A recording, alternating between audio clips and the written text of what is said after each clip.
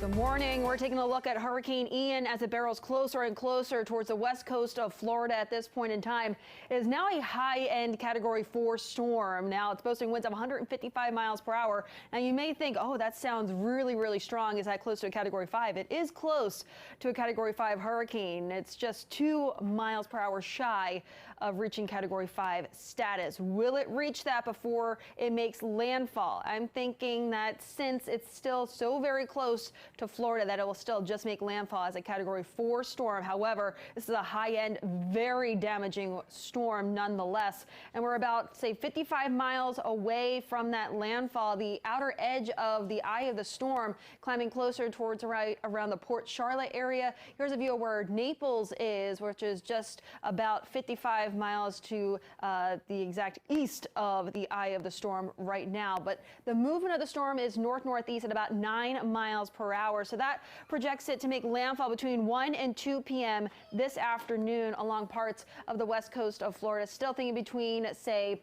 Sarasota and just to the north of Cape Coral for that landfall later on this afternoon. Then progressing across the Florida Peninsula, weakening in doing so as it moves over land. But then it could move off the coast of Florida, move off the east coast of Florida, and then turn its way north-northwest and could make another landfall as a tropical storm close to the coastlines of either Georgia or South Carolina. So we'll also be watching that as we look ahead towards Friday afternoon, and then eventually moves its way farther north, and doing so, moving over land, will continue to weaken as it moves its way farther northbound and closer towards our area, likely bringing some scattered rain showers with us for, say, Saturday, Sunday, and even into Monday.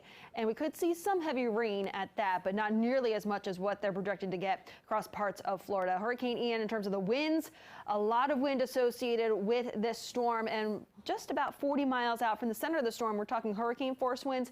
The tropical storm force winds extend even farther than that. We're talking about 170 miles away from the center of the storm. So much of Florida is seeing some tropical storm force winds at this moment in time.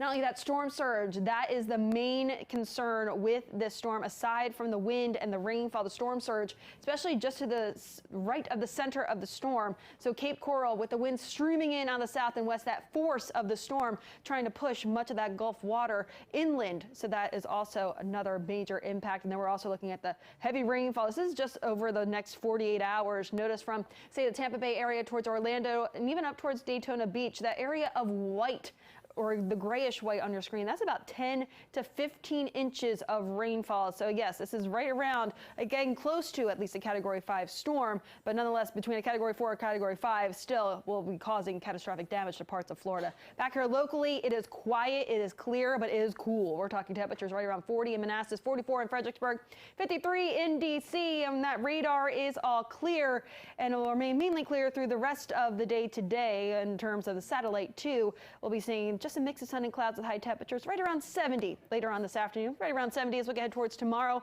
More clouds on Friday, and then we'll be tracking the remnants of Ian Saturday and Sunday, even a few more of those lingering showers into Monday, and just a chance for a few showers on Tuesday. Right now, I'll toss it over to Shanika with the very latest on